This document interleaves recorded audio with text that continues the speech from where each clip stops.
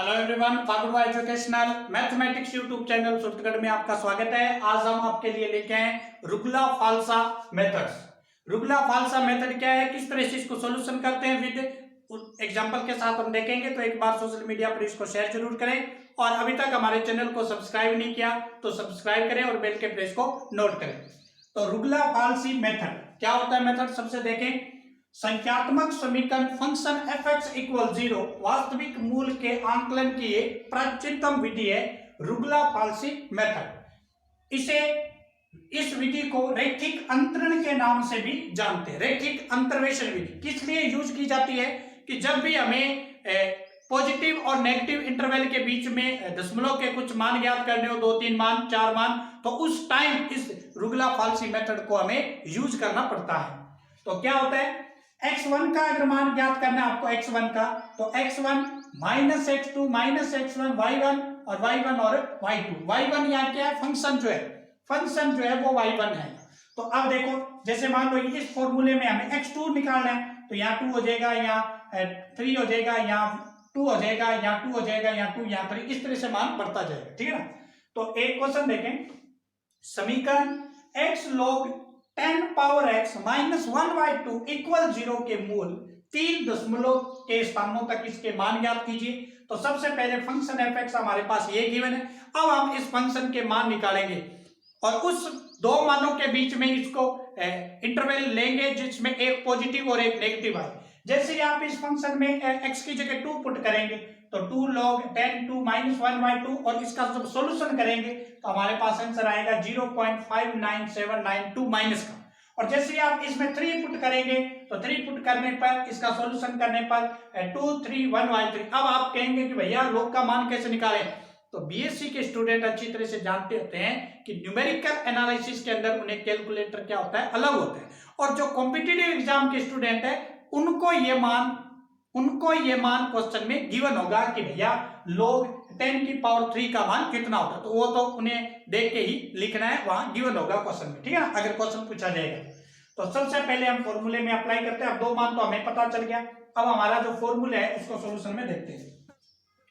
तो सबसे पहले हम देखेंगे कि इसका मान किस तरह से हम आगे फाइंड कर सकते हैं। तो इस मान में मान रखेंगे तो x की पावर 1 और यहाँ क्या बन जाएगा x1, ये x1 का मान कितना लिया हमने 2, प्लस में x2, तो x2 का मान कितना है, यहाँ प्लस है x2 का मान कितना है, x2 का मान 3 है, 3 माइनस 2। अब y1 का मान कितना है, तो y1 जो हमारे पास है, y1 कहाँ है, ये y1 है और ये क्या है, y2 है। ठीक है ना, ये y1 है और ये क्या है, y2 है, और ये x2 है और ये x1 है। ठीक है, तो y1 हमारे पास है माइनस 0.5972 डिवाइड बाय क्या है, y1 प्लस में y2, और y1 है हमारे पास 0.59792 और y2 है हमारे पास 0.2316। ठीक है, जैसे इसको हम हल करते हैं, मतलब इसमें माइनस करके इसको डिवाइड करेंगे, डिवाइड करने के बाद जो हमारा मान आएगा x1 का, वो आएगा 2.721। अरे भैया, इसको सॉल्यूशन करने के बाद ये, अब हम किसका मान निकालेंगे, x2 का मान निकालेंगे। x2 मान निकालेंगे तो यहाँ देखो, x2 जैसे निकालेंगे तो ये x2 बन जाएगा, ये x2 बनेगा। x2 निकालेंगे तो ये क्या बन जाएगा, x2, ये क्या हो जाएगा x3 माइनस x1, और ये क्या हो जाएगा y2, और डिवाइड क्या हो जाएगा y2 प्लस में y3, ठीक है ना, y2 प्लस में y3।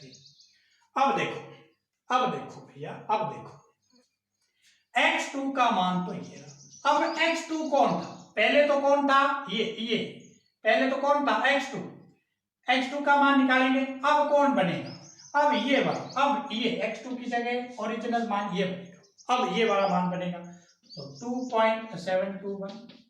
x3 माइनस 2 हो जाएगा। अब y2 कौन बनेगा, y2 कौन सा मान होगा, ठीक है ना। तो अब देखो, अब हमें क्या करना है, पहले इन दोनों के बीच में ये नेगेटिव था, ये पॉजिटिव। ठीक है, अब हम क्या करेंगे, ये जो मान हमारा आ चुका का एक नया मान, ये पॉजिटिव मान होगा और दूसरा क्या होगा, एक नेगेटिव मान। इसमें थोड़ा आपको हल करना पड़ेगा, इधर देखिए। हम क्या करेंगे, सबसे पहले ये जो फंक्शन है, इस फंक्शन के अंदर 2.71 रखेंगे। तो ये इस फंक्शन, इसमें मान रखना है, इसका जो हमें सॉल्यूशन किया ना, इस फंक्शन में मान रखेंगे। तो 2.721 log 10 2.71 माइनस 1/2, और इसको हल करने पे हमारा जो मान आएगा वो आएगा माइनस 0.017। ठीक है, ये मान। अब देखो, अब हमारा क्या था, 2 और 3 के बीच में पहले हमने देखा ये नेगेटिव ये पॉजिटिव। अब हम क्या करेंगे, ये तो पॉजिटिव है, नेगेटिव ये हो जाएगा। नेगेटिव कौन हो जाएगा, ये हो जाएगा। तो जैसे हम x2 का मान निकालेंगे, x2 बेस हमारा क्या बन जाएगा 2.721, और यहाँ क्या बन जाएगा प्लस 3 माइनस 2, 3 माइनस y1 कौन बन जाएगा, अब y1 ये बनेगा, y1 ये बनेगा माइनस 0.017, डिवाइड क्या था y1 माइनस 0.017, और y2 कितना है, y2 तो यही है, कितना है 0.23। तो इसको सॉल्यूशन करने के बाद x2 का जो मान आएगा हमारे पास वो आएगा 2.74020। बात आई क्या समझ में, बात आई क्या समझ में। पहले हमारे पास नेगेटिव मान ये था, पॉजिटिव ये था। जब हमने इसको ज्ञात किया तो हमारा नेगेटिव मान ये हो गया, पॉजिटिव मान ये। ठीक है, अब हम क्या करेंगे, 3 की वैल्यू नोट करेंगे, x3 की वैल्यू नोट करेंगे। तो इसका बेस, x3 की वैल्यू नोट करने से पहले हम क्या करेंगे, इसका मान जो x2 का मान है उसको वापस फंक्शन में रखेंगे। तो f 2.70201, इसी मान को इस फंक्शन में रखेंगे। तो ये हो जाएगा 2.7021 और log 10 2.7021 माइनस 1/2। तो हमारा जो आंसर आएगा इसका मान रखने के बाद वो होगा माइनस 0.004। अब हमारा नेगेटिव मान, अब देखो, अब हमारा नेगेटिव मान ये हो जाएगा और पॉजिटिव मान तो ये रहेगा। ठीक है ना, नेगेटिव मान ये हो जाएगा, पॉजिटिव मान ये रहेगा। तो हम x3 का मान कैसे याद करें, x3 के लिए x2 का मान कितना था 2.7021। ठीक है, प्लस अब क्या हो जाएगा, ये हमारा 4 हो जाएगा, ये 3 हो जाएगा, क्योंकि 3 वाला मान निकालना है। अब y1 कौन सा होगा, y1 ये होगा। अब y1 ये होगा क्योंकि नेगेटिव मान ये, तो माइनस 0.004 y1 होगा, डिवाइड y1 0.004 y1 प्लस में क्या y2 तो यही है, पॉजिटिव मान हमारा 0.2316। तो जैसे ही हम x3 का मान निकालेंगे तो इसका मान आएगा हमारा 2.7406 और 844, ये x3 का मान है।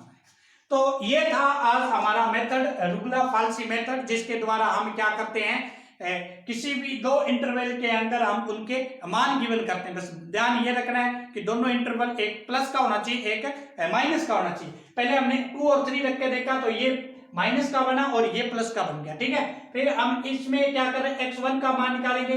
तो y1 ये, y2 ये।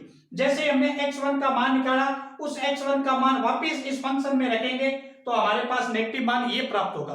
तो ये नेगेटिव मान प्राप्त होगा तो x2 का मान ये होगा। x2 का मान ज्ञात करने के लिए हमारे पास बेस जो है वो तो ये बन जाएगा, और उसके बाद जो y1 है वो ये बन जाएगा और y2 ये रहेगा। उसके बाद जो भी मान हमें प्राप्त हुआ है उसको वापस फंक्शन में रखेंगे तो हमारे पास नेगेटिव मान ये प्राप्त हो जाएगा। x3 जैसे हम ज्ञात करेंगे तो बेस अब कौन बन जाएगा, बेस ये बन जाएगा और 4 माइनस 3 हो जाएगा, और नेगेटिव मान अब ये बनेगा और पॉजिटिव मान ये, तो x3 का वैल्यू ज्ञात हो जाएगा। इसी तरह से x4 भी ज्ञात कर सकते हैं, लेकिन हमें x3 तक ही मैक्सिमम मान ज्ञात करने होते हैं।